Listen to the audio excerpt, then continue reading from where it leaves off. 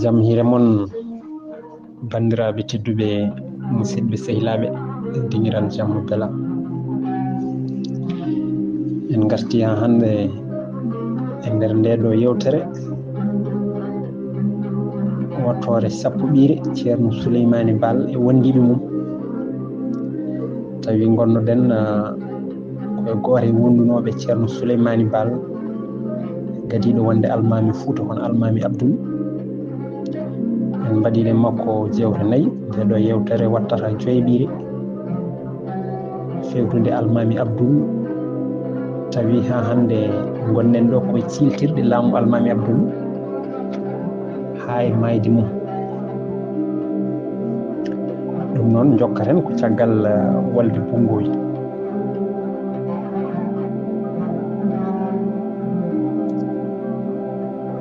tawi ha hande eɗen tumni ɗo e Zoural Bassatine mo ceerno Cheikh Moussa Camara ɗum kadi gasnirten ɗo so Allah jaaɓi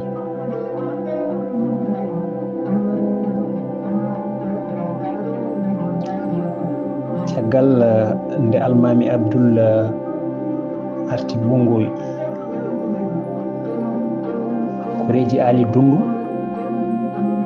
jaggira guyka koreji makko bosaynaɓe guyka noon ñawore mum ko juuɗe taƴete ni woni almami ñaawi yo juuɗe mabɓe taƴe Ali Dundu kay waɗino foof etinoma beele juuɗe mabɓe ne mbasa taƴete kono ala ko wawa almami ñaawi sari yo waɗa tan Ali Dundu ni e hoore mum almami sohino ɗum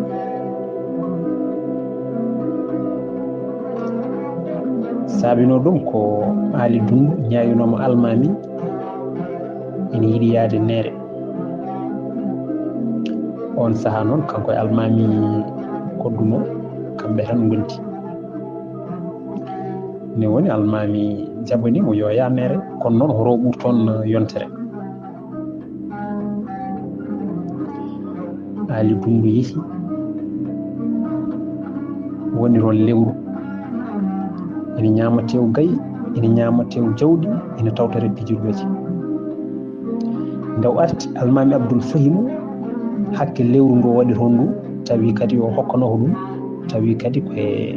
bellanteje makko nde bosoynaɓe nani ɗum ɓe mettini hen ɓe mbiye ɓe jaltina Ali Dundu e wawnere nde Ali Dundu tini ɓe gaari ñaagui almami e wallumo haw yiide koreji makko ɗi koyɗi haaldude mabɓe almami jaɓanimo o yidiri e koreji makko o wii onon nde gonɗon ko yemti ko keppan toon wiide oɗon kaɓiri ni almami Abdoul joni kay mbaren sesara tawde kay jiɗɗon ko habde makko ƴeewen peeje goɗɗe ɗe gandanɗa eɗen mbawi fewjide tawi sen memimo ɗum ene muusa ɗum kay jarani koɗon keño hoore ƴeewen peeje goɗɗe ni woni ɓen pooti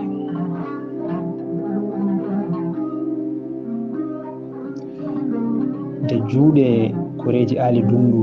taƴano nde yanti hen kadi e kaso makko o ɓernde makko fuɗɗi haabde o fuɗɗi kankone rumtade laamu almami Abdoul te kadi ko neɗɗo ɓadinoɗo almami no feewi ko neɗɗo korsinno ɗum almami ne korsinno sibu makko ɓadade almami Abdoul nden hayso almami ina juuliyanno ko kanko jogantuno ɗum nguru mum haaɓe mbatti wiidemo Ali almami sibu ɓadademo almami Abdoul kadi saabi haw woni lamɗo bosoye foof ko ngal ɗon ko ɗum hokkimo ngal ɗon teddungal Ali Sidine kay wonino lamɗo yirlaɓe waɗino saaha goto Samba Siré Ali Siley on ko goto e mawɓe yirlaɓe kadi koye hohoɓe yirlaɓe jeeya on ko ɓi bammum Ali Sidi Ali Dundu wimo yo arɓe lundu almami Abdoul on jaabi ala min kay mi wawa lundade almami abdul parce que almami abdul woni tan koye lawol poccingol ɗi holno lundorten almami abdul koye lawol poccingol woni nde o haali ɗum tan haali dummude wiyata haydara Allah waɗi noon hoddiro kadi ari yimɓe jeeɗiɗo e bandum on Samba Siré Ali Sile o jani e rewɓe ene yimɓe jeeɗiɗo ɓe tawi baadi ko kaci paci nan hen baadi ko makket mo gandanɗa hoore makko ɓi bani hutam ɓe jani e suhaaɓe rewɓe e yolde tabɓe ko cangol gongol hakkude cilon e ko ɓillo ɓe golli ɗumen golle kantoriɗe rewɓe porto e plainte to almami abdoul almami woni e yiilade ha yiiri wiyoɓe cahi kadde gurdam man kanko ɓe bamum Ali Sidi o ñaaguinomo o waɗino foof kay beele ɓe mbasa sohede kono almami wi yoɓe cohira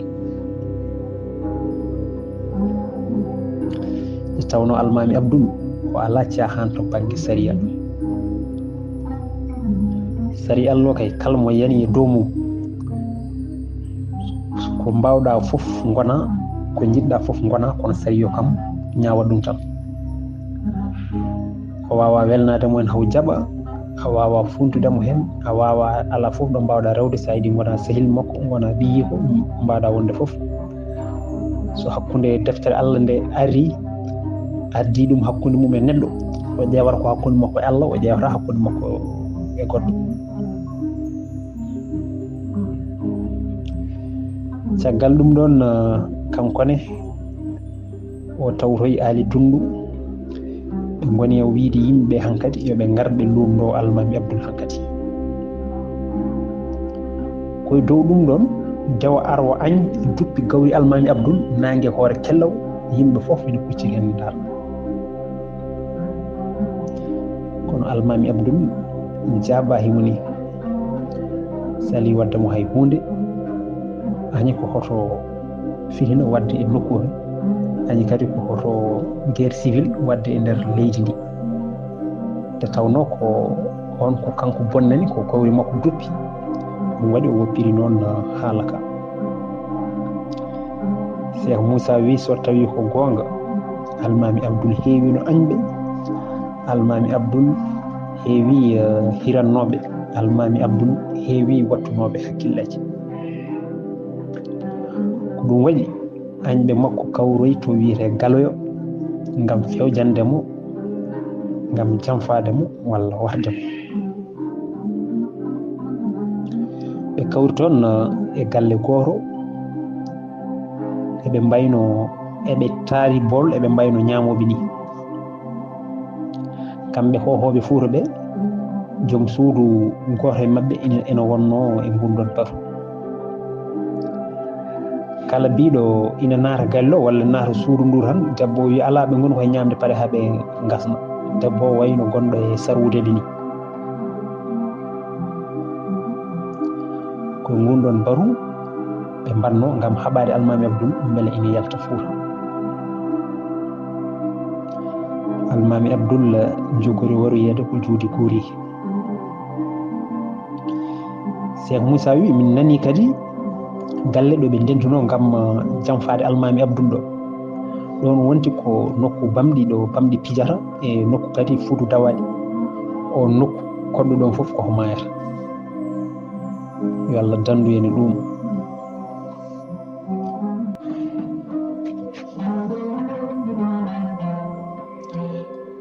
nde añɓe almami kawruno to galoya barungu ɓe mbanno haɓe nanodiri ɓe garti kadi ɓe yantude e fuutankoɓe woɓɓe yowriɓe mabɓe gam haɓade almami abdoul wardi ɗum walla ɓe ndiwa ɗum yalta Fuuta ko on saaha kay woni nde dewa aro añ duppuno gawri almami abdoul nde ni woni ɓe kaɓi almami abdoul ɓe ndiwi ɗum Fuuta almami abdoul ina ƴewto moloyi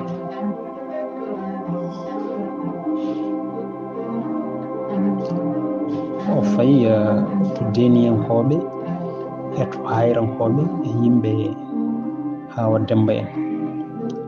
ɓen konno ko haaso to Karahoro Saraw Wali waddani tulel no fewi kamɓe hayrankoɓe e yimɓe Hawa Demba naɓe e Karahoro naɓe ɓe nanodiri wadde Almami Abdoul ɗo tulel ɗo e nder galle Fodé Ansoumani Sako on ko bamum Mamadou Ansoumani bamum Alpha Jagili on saha lamorno tulel ko Soumare naɓe Boudiaby en on tuma kadi tulel ne wonno fodde galleji capanɗe 5 galle hen fof ne waɗi fodde sagataɓe 10 so famɗi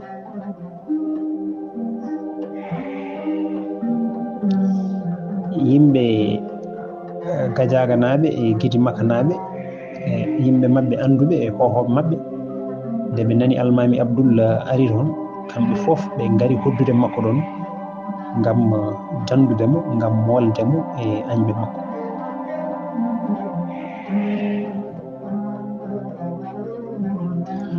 goto kadi e hohoɓe Fouta yeehi to deniyankoɓe wiyoɓe ɓen dokkiɓe Almami Abdoul beele ɓe ñaawa ɗum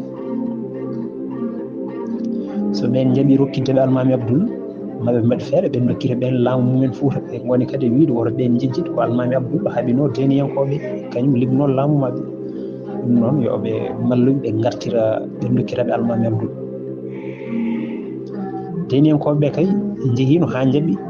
haɓe neldi Sambirom Ngone Maham Diagaraf e Sawo Dogo to hayrankoɓe yimɓe Hawa Demba en ngam ñagade yo ɓen dokkitɓe Almami Abdoul ɓe dokkita ɗum Fuutankoɓe hayrankoɓe kay cali ha woni ɗi dokkittaɓe Almami Abdoul ni woni kadi kanko goto kadi mawɗo hohoɓe Fouta o wi wadde ɓen yoɓe gardu e Almami Abdoul to Sinthiou Garba walla to Wourossogui walla Ogo beele omo welditana Almami Abdoul e Fuutankoɓe ɓen ɗon hayrankoɓe kay jaaɓino ɗum ɓe kalani Almami Abdoul ɓe mbi jehen Fouta ngam nortoyade noddagu mabɓe kadi ɓe ƴeewa welditindemo hakkude ma e Fuutankoɓe beele ene wona Almami Abdoul heɓɓiri wiɓe ɗum ɗo ko tufande ɓe jiiɗa beldital amen kono so tawi tan ko ɗum woni ko jiɗɗon mbawmi tan ko abbade mon saabu mi yiiɗa lundade konngol mon ni woni noon ɓe kebli yaadude Almami Abdoul tawi eɓe keblani haare nde tawno eɓe pulno jamfede nde yeehi haɓe ɓenni Wourossogui ɓe jii kono haɓateɓe ina ndeyna Araray ina kollira yidde haɓede ete ina keɓani ɗum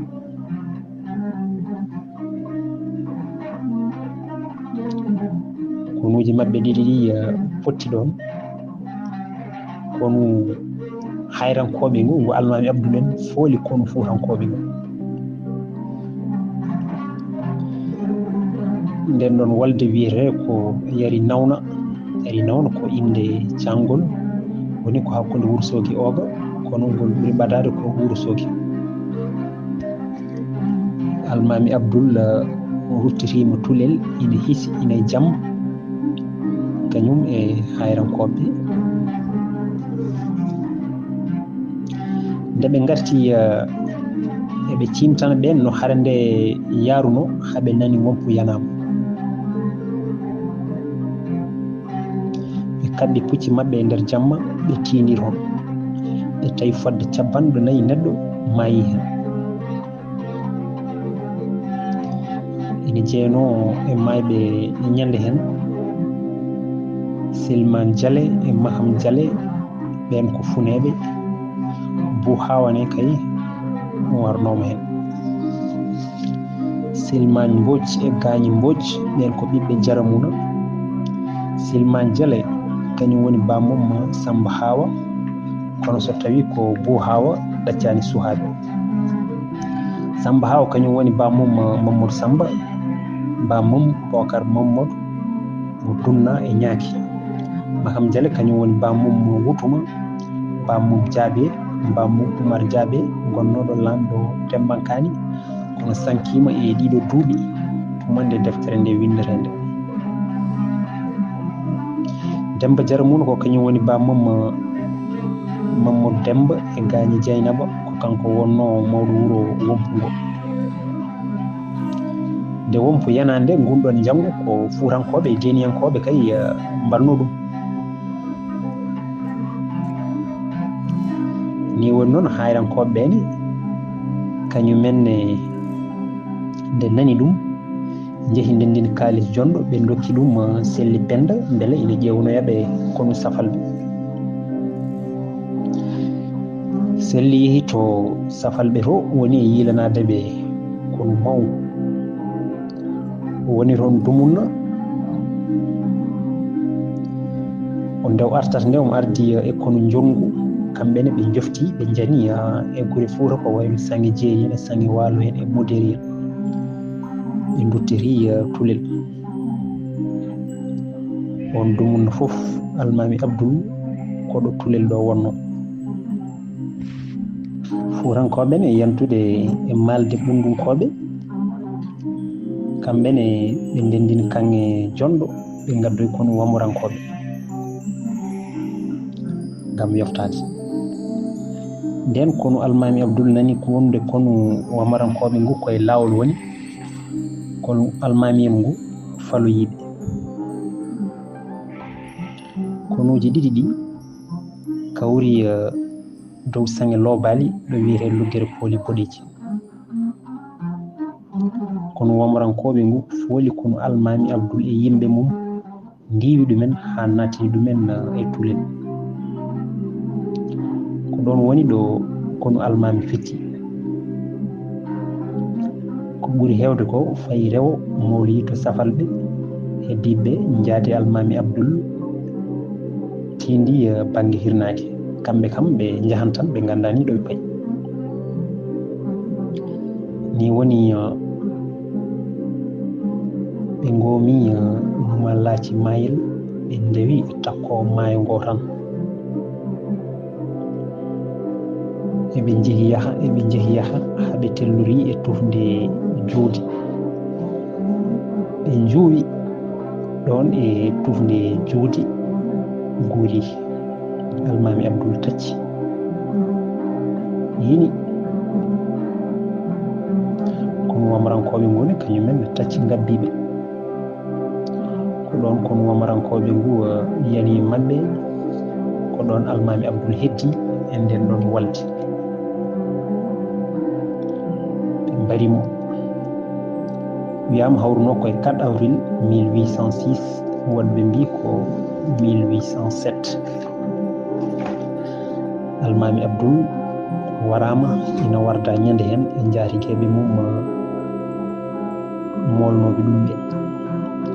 waɓe hen no Fodé Ansoumani Sako mawɗo Tulel naɓe. Wompunaɓe kadi ina gonduno e makko waɓe no Boubou Penda, Gani Asa e Gani Humbaldu.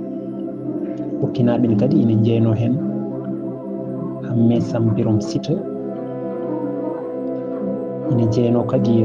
Luggere Pooli Boɗeji naɓe ɓenne kadi ina gonno hen. Ɓen ɗon fof jandi e Almami Abdoul ñande hen.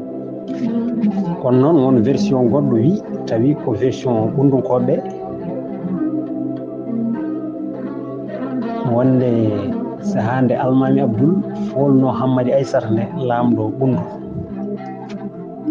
fooli ɗum kañum e kono mum to wiyete Dara Lamine wari yimɓe mum. Hammadi Aissata kay ene jokkodiri e won Fuutankoɓe nafigueji, ene jokkodiri e mabɓe e suulde ngam ɓe kaɓo Almami Abdoul. ɓe nanodiri noon e dow gueɗel ɓe mbi Hammadi Aissata sowona kay tawa aɗa yiiloyo kono wabarankoɓe ana garani jana Almami Abdoul, so wona ɗum min jaɓata. Ni woni Hammadi Aissata yehi to wawarankoɓe haw heɓi toon konu mawngu nde almami Abdoul nani ɗum yegi hawroyde maɓɓe toon konuji ɗiɗi ɗi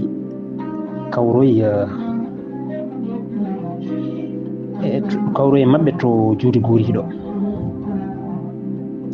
Hammadi Asar woni e joƴi mum e jammagu he waɗi feere haw yindiri goto e hohoɓe Fuuta gonnoɗo kadi ha hande e jagge almami Abdoul on wimo son jiiɗi heɓde almami Abdoul janggo a ƴewat banggue kenmi foof banggue mo piccam ngu heewi ko andu ko on banggue almami Abdoul heedata o wi kadi mami waɗa comme lasi mi waɗa lasal bosoyaɓe ɓen aɗa wawi hettinde maɓɓe kono wamarankoɓe ngu kono noon so tawi oɗon ɓellaɓe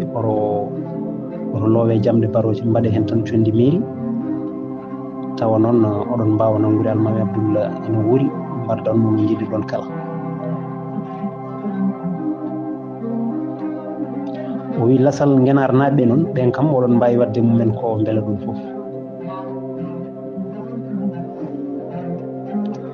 nde konuji ɗiɗɗi mbaddi garmi ngara kono Fuutankoɓe ngu foola kanko jagorgal hohoɓe Fuuta o woni wullude mo wi koto dogue goppi almami Abdoul oɗon dogoɗo goppi almami Abdoul almami Abdoul andi hankadi ko gasi hankadi gasi ha laaɓi e poolama ni woni o sali dogde o jooɗi o hippiti deftere ɓurana nde hande kono babarankoɓe ƴeftimo ɗon hande kono ɓundunkoɓe ƴeftimo ɗon tottimo babarankoɓe mbarimo yanande mo ko woni koto hurihiɗo wonti juurorde yo Allah yurmomo yaafomo yo Allah haarnumo aljanna yo Allah nannumo aljanna kanko almami Abdoul kanko e dendagal mayɓe julɓe foof kono noon Cheikh Moussa wi kañum ko version gadano ɓuuri ɓadade ɗum gonga kañum ko on version ɓuuri nangude ɓuuri gongude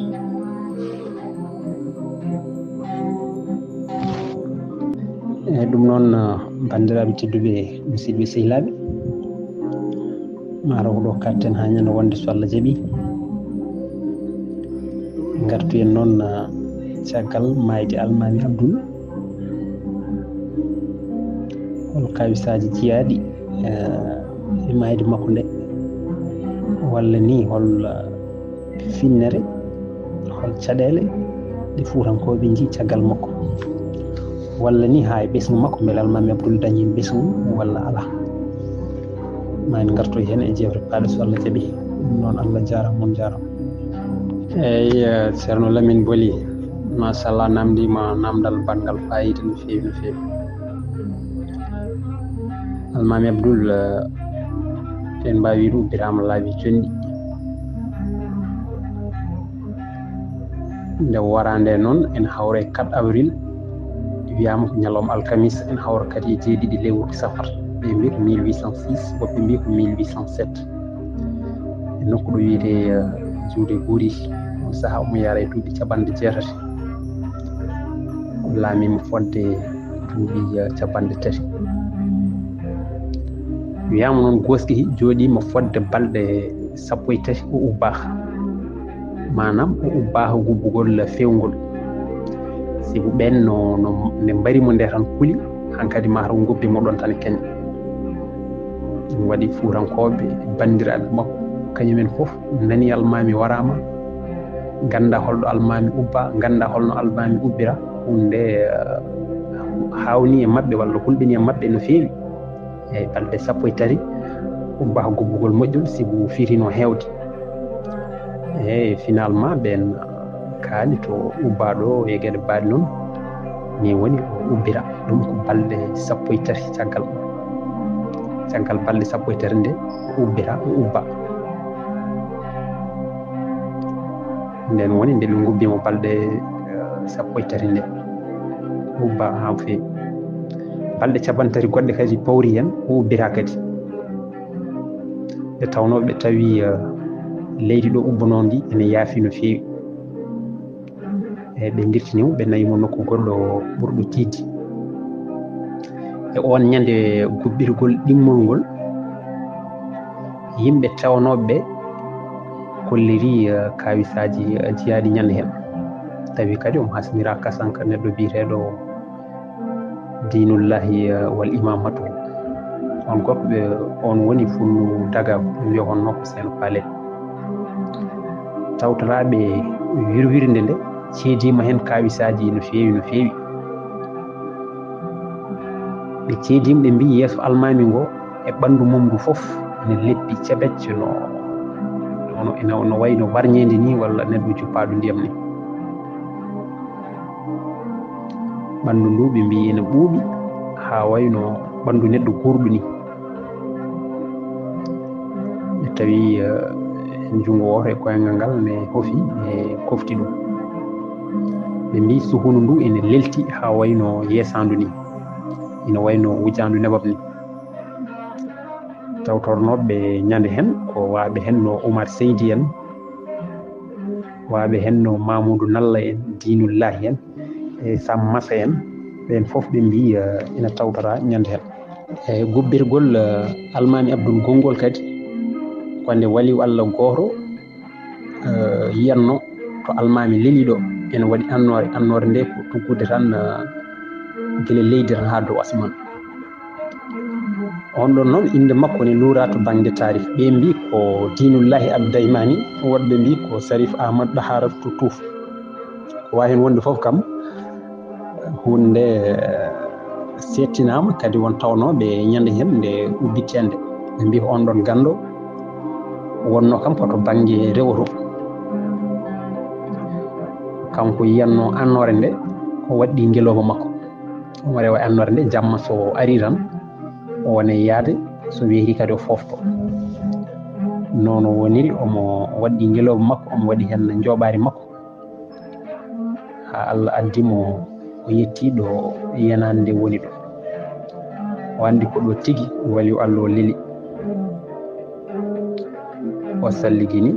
o juuli o duwi o waɗi feere noon haw yindiri e honnoɓe ɗon ɓe ɓe gubbitimo ɓe mbattimo ɗo yanade makko woni joni ɗo tawtornoɓe ñande hen ɓe kolliri hay hunde ala ko wayli e ɓandu almami Abdoul cikkata ko mayɗo keso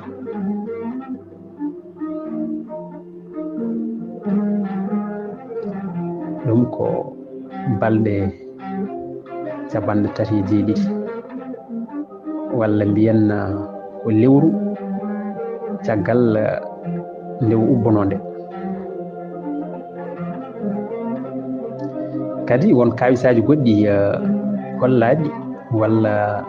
kaalaɗi e yanade almami Abdoul nde yanade nde ɓe mbiyen waɗanno sewnde ndiyam tan keelelam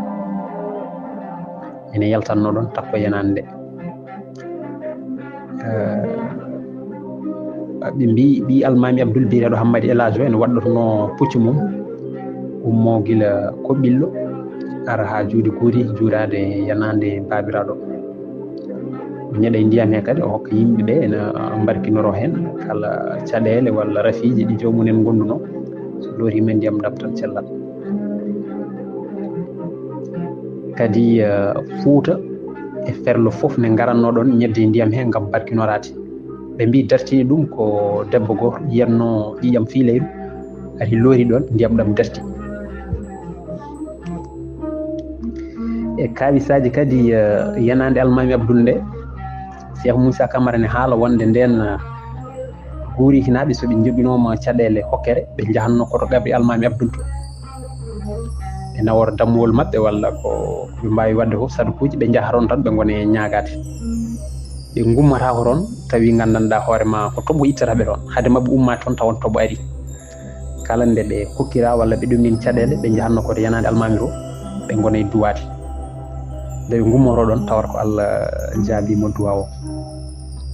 eyyi adimade noon yanande almami Abdoul nde ko biyeteɗo Joom Aliou